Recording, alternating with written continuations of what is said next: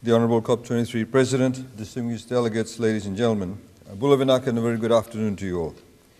I'd like to begin by congratulating our Honorable Prime Minister for his appointment as the COP23 President. It is indeed a proud moment for Fiji and small island developing states. The hosting of the Fijian presidency in Germany is also symbolic of the cooperation that can, should, and indeed must exist between developed and developing countries in meeting the challenges of climate change. As an island state at the forefront of climate change, Fiji is completely committed to addressing the effects of climate change. We believe in the multilateral process under the UNFCCC and its mechanisms to deliver tangible and timely actions to protect the world from the adversities of climate change. The Paris Agreement is the framework through which such tangible actions can emanate from, and is the very reason why Fiji was the first country in the world to ratify it. And as our Prime Minister and President COP23 has said throughout our presidency, it is why we bring to this challenge the Talanoa spirit of Fiji and certain other Pacific countries, a dialogue based on trust, empathy, and the collective good. In our experience, it is the best way of getting things done, especially in difficult circumstances. Engagement that is respectful, honest, cooperative, and acknowledges that no one, no matter how powerful, can solve the climate change on their own. For humanity to survive, flourish, and prosper, we have no alternative but to cooperate. To further reiterate our commitment towards fully implementing the Paris Agreement and limiting the global temperatures to 1.5 degrees above pre-industrial levels, Fiji is taking real and decisive action at home. We also, in our way, want to lead and innovate and exemplify what we expect from the rest of the world. We are not simply waiting for solutions to come to us, but we need others to work with us also. Your Excellencies, ladies and gentlemen, it should be noted, however, that we cannot differentiate between climate change adaptation and mitigation on one hand and economic development on the other. They are one and the same. Therefore, development finance and climate finance is also one and the same. In Fiji's case, we are innovating on finance.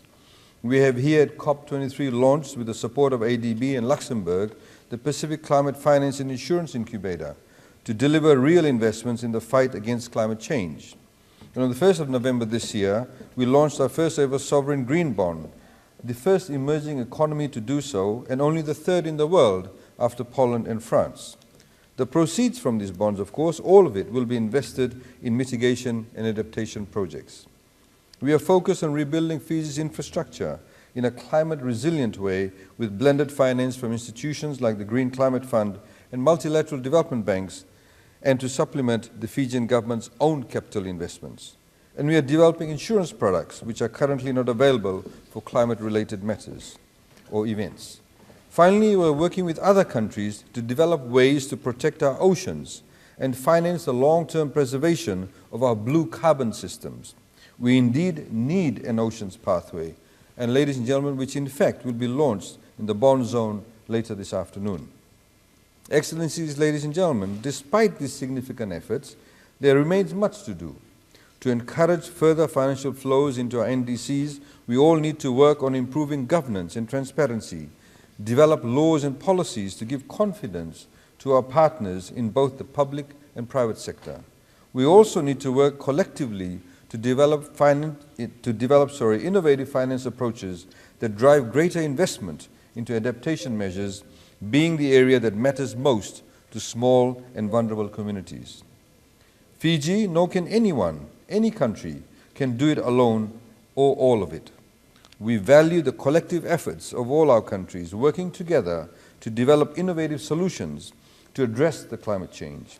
We believe that it is critically important that there continues to be the transfer of technology, skills, and capacity from developed and developing countries.